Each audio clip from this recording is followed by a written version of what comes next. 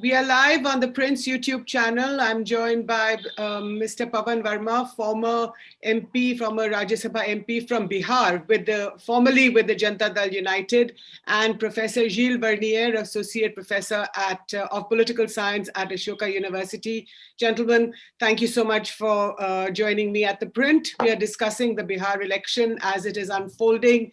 Ambassador Verma, also an ambassador and of course a political analyst and a politician. Your first comments to the manner in which the Bihar election results are unfolding. We're about 25% of the vote has been counted at this hour. About 4 crore votes were polled, of course. You know that's about one fourth or just over 1/4 have been counted by now. But at this time, it seems that it's still a close race, although the NDA, your former party, the JDU, is pulling ahead of the Mahagathbandhan.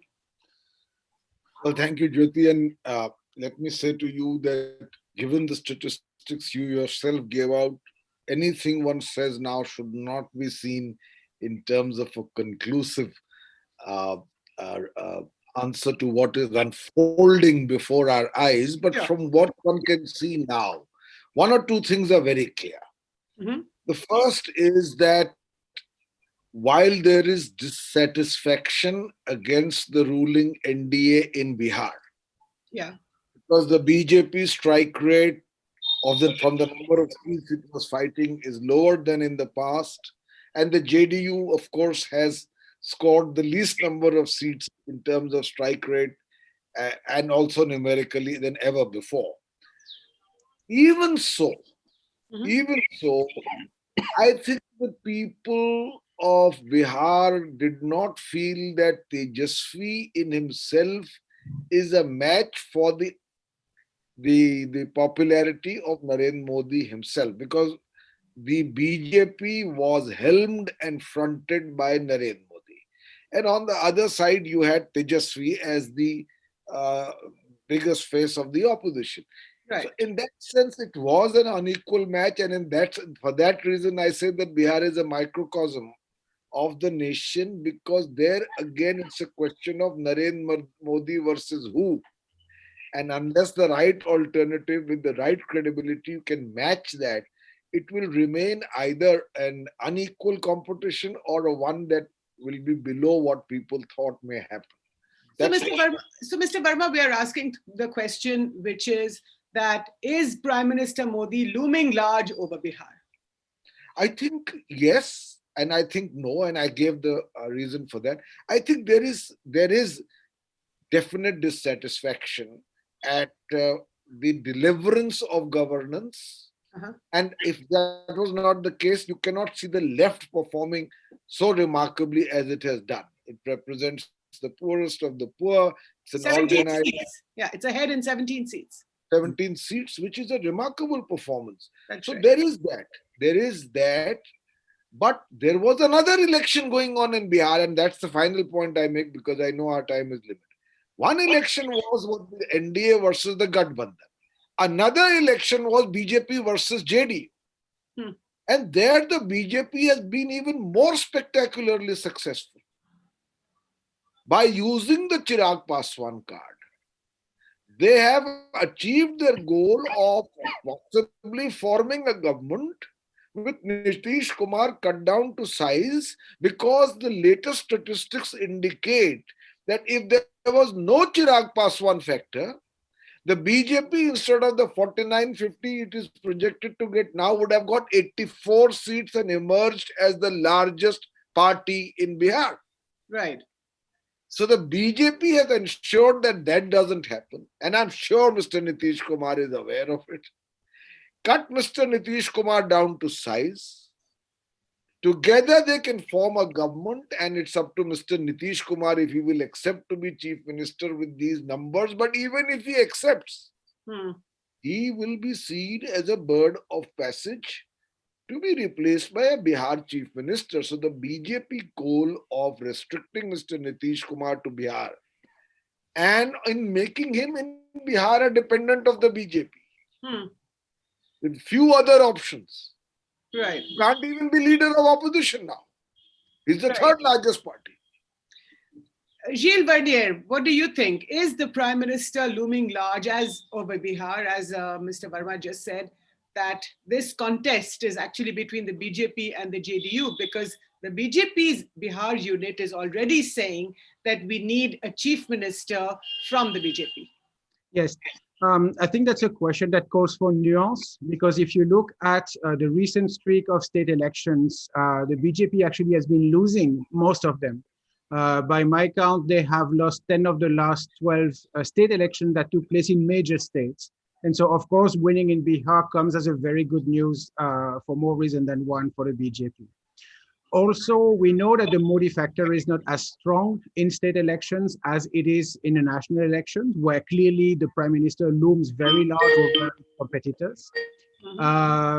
In past state elections, there was a 20% difference gap between the BJP in the 2019 election and its performance across states. It seems that that differences is slightly lower in this election, but with the caveat that this was an election fought in an alliance. Right. And so if you look also at the BJP's performance, they have at current rates about 66% of strike rate against all its opponents, more, which is a very decent number, but they're not sweeping the states where they are contesting. They're doing fairly well, but they're not sweeping. So let me ask you this question, Mr. Verma.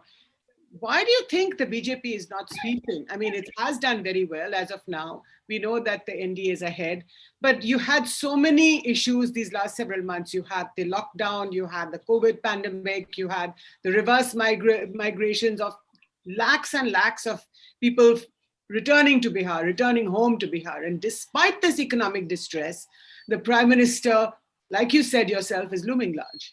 He is looming large for the absence, whether in Bihar or nationally, of a credible alternative to him.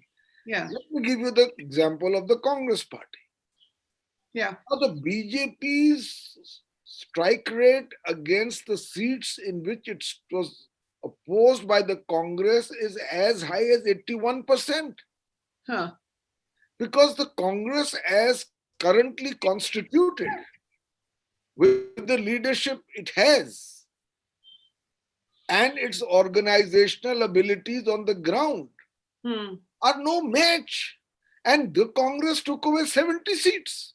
I know from insider, very reliable sources, that RJD's last offer to the Congress, with a 6% vote base in Bihar, was 48 seats. But they said that we are a national party and we must get 70 seats. So the BJP strike rate against the Congress and against the RJD, incidentally, it's against the Congress, it's 81%. Against the RJD in the seats where they are pitted against each other, it's 80%. So the RJD is one fighting against the JDU, given the Chirag Paswan factor, working against JDU. So it's not a very clear-cut picture, Jyoti, where the BJP is certainly prominent in Bihar, and Mr. Narendra Modi, in whose name it fought the election, retains great personal popularity in spite of what has happened, for which a great deal is due to the fact of a lack of alternative. People did not, if these results hold, and I add that caveat, did not trust Tejasvi enough to be the counterpoise to Narendra Modi and the NDA, and Nitish Kumar still brings in dividends of the investment in governance that he has made, which has transformed people's lives on the ground. Right. I mean, you're an insider, Mr. Verma. And Gilles, if you forgive me, Mr. Verma needs to go, so I'm just going to ask him a couple more questions. Mr. Verma, you're an insider. So now this development card that you said Nitish has played quite well, and Tejasvi has not shown himself to be up to the mark, was until recently, until a few years ago, the RJD and your former party, the JDU, were very much together. Now, is it Tejasvi is inherited the Jungle Raj sort of legacy of his father, and that's why people are still hesitant? After all, he got lax, his rallies were really crowded, as we saw. Well, it's not difficult to get large numbers in a rally because, as you know, they themselves claim they have the MY factor, Muslim Yadav factor. that can collect 15,000 people within hours in certain parts of Bihar. So Hmm. yes, and Tejasvi invested a great deal of personal energy into the campaign, undoubtedly. But somewhere you've got to be able to cross that Rubicon where you go substantially beyond the MY combine. Hmm. You have to get votes of the upper caste and of the EBCs and the Dalits in sufficient measure. Right. So I think that somewhere we overestimated Tejasvi's ability to do it.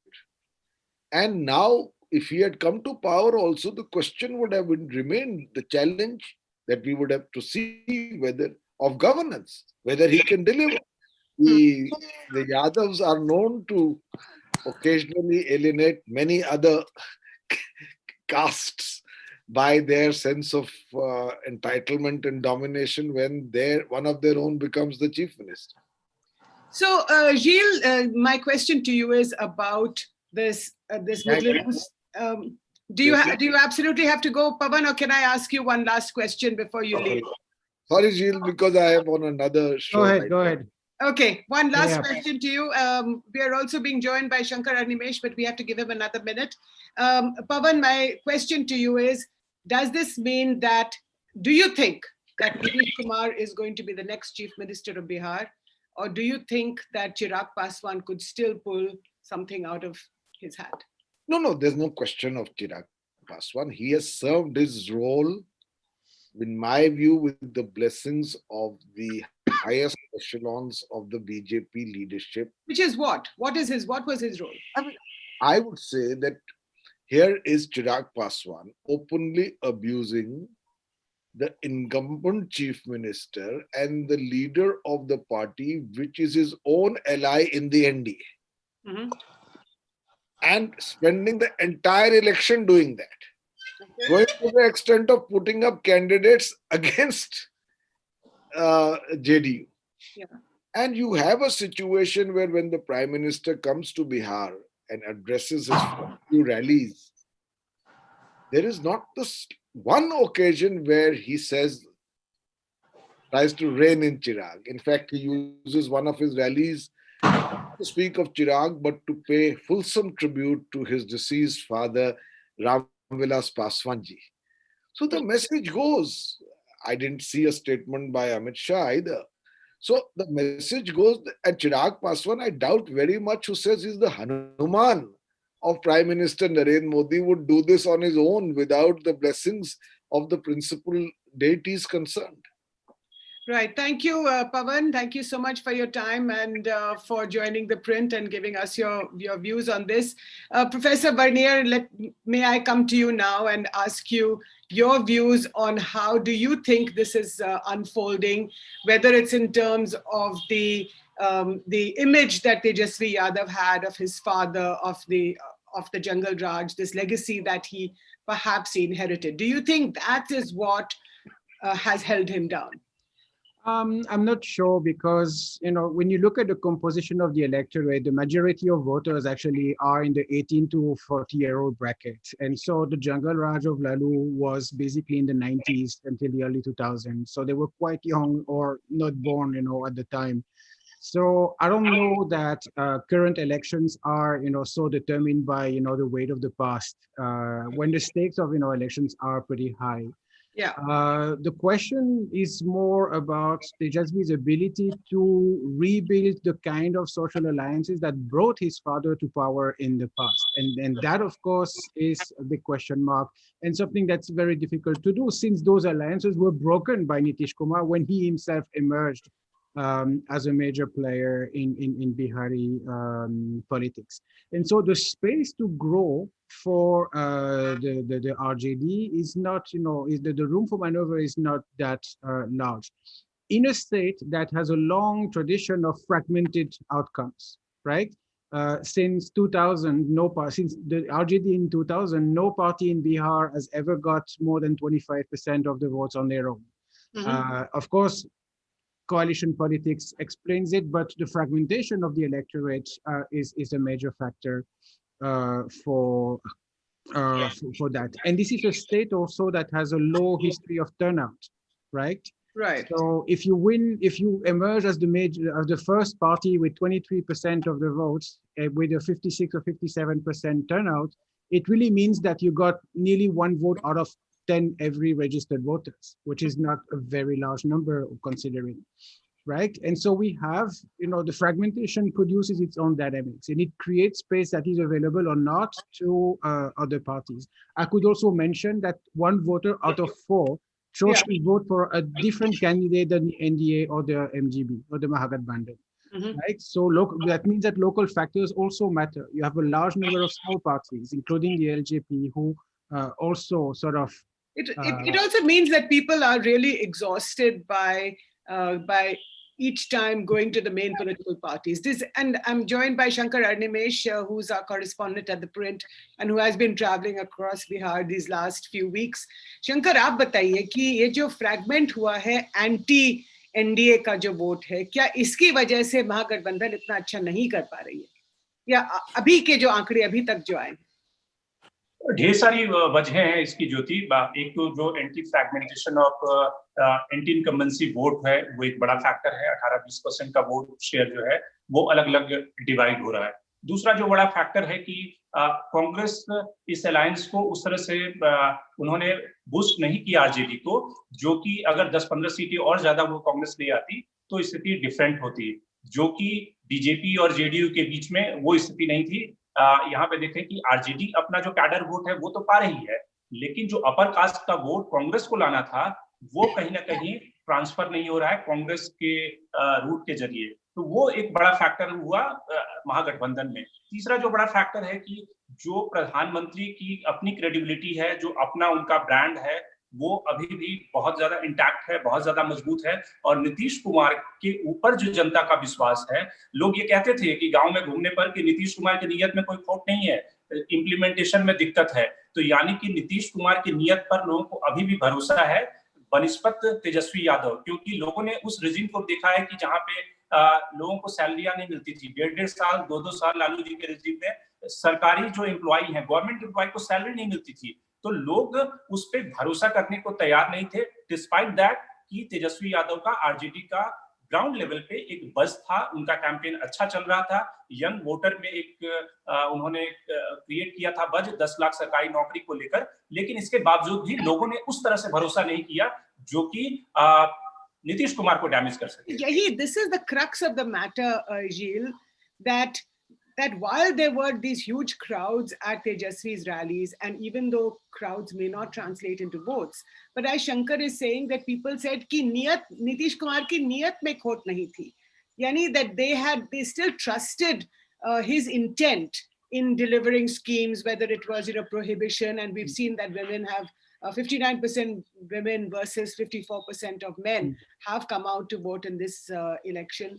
So if you are trusting Nitish Kumar and you have the Prime Minister and the BJP sitting in the center, now that combination is quite unbeatable, would you say? Yes, I mean, we've seen, the evolution of Tejaswi's numbers from the pre-poll to the exit poll and now the results. And I mean, there has been some sort of a campaign effect, and it's been, widely reported. But anyone who's been on the ground knows that crowds can be manufactured, because it's just a function of how many buses you can hire in one day in one place. Do you think Tejaswi's crowds were manufactured, Shankar? क्या आपको लगा था कि जो crowds जो आ रहे हैं उनकी rallies में? Every crowd is by definition. What do you say, Shankar? कि तेजस्वी की जो रैलीज में जो क्राउड्स क्या लाए गए थे, उनको जबरदस्ती जो है उनको बसों में बिठाकर उनको वो लाए गए थे कि वो खुद से खुद जो है आ रहे थे? देखिए ज्योति, हर पॉलिटिकल जो पार्टियां होती हैं उनकी जो रैली होती है उसमें क्राउड लाए जाते हैं, और उसका एक बड़ा अच्छा मैकेनिज्म है। जो ग्राउंड लेवल के वर्कर होते हैं, जो जिला अध्यक्ष होते हैं, उसको एक पैसा दिया जाता है बस के लिए, उस बस में बैठकर लोग आते हैं, उनके खाने पीने का इंतजाम किया जाता है। तो ये हर पार्टियां करती है और crowd There's nothing wrong with that. इसमें कोई No. It's part of the game. That's right. बिल्कुल, it's part of the game. और रूरल इलाकों में ढेर सारे लोग तो हेलीकॉप्टर देखने आते हैं, उनके लिए इलेक्शन एक जश्न जैसा है, उत्सव है, एक फेस्टिवल है। तो क्राउड के आधार पे कभी भी हम जज नहीं करते हैं इलेक्शन रिजल्ट को। हम लोगों ने कई बार देखा कि नरेंद्र मोदी की रैलियों में बहुत ज्यादा भीड़ होती है झारखंड में, लेकिन वो सीट बीजेपी हार गई। तो इसलिए क्राउड कभी भी उस बैरोमीटर नहीं होता है कि इलेक्शन रिजल्ट उसके फेवर में जाएगा। ग्राउंड पे क्या हो रहा है, लोग उससे सेटिस्फाइड नहीं है, उनकी क्रेडिबिलिटी, उनकी लीडरशिप की कितनी है, वो सब कुल मिला के मुख्य मुद्दे होते हैं जिस पे जनता वोट करती है। So I know that you have to leave very soon, Professor Gilles Vernier. So there are a few questions for you from the audience that has been logging in, that has logged in and is listening to this conversation. So Rajiv is asking, seeing the results of the Bihar poll, is it an endorsement of the PM's handling of the COVID crisis? And there's another question on the BJP, which is Amandeep Singh wants to know, is there any chance that the BJP announces its own CM face rather than Nitish Kumar? Well, let me start with the last one with an emphatic no, because in politics, at the end of the day, it's not how many divisions, but how many seats you have in elected assemblies. And if Chirag Paswan's game at undercutting the JDU seems to have worked, it's not very clear how much he has himself to gain from it, because right now he's basically leading only in 2 seats. Yeah. So with 2 seats, you're not getting anywhere and you don't get to make demands, right?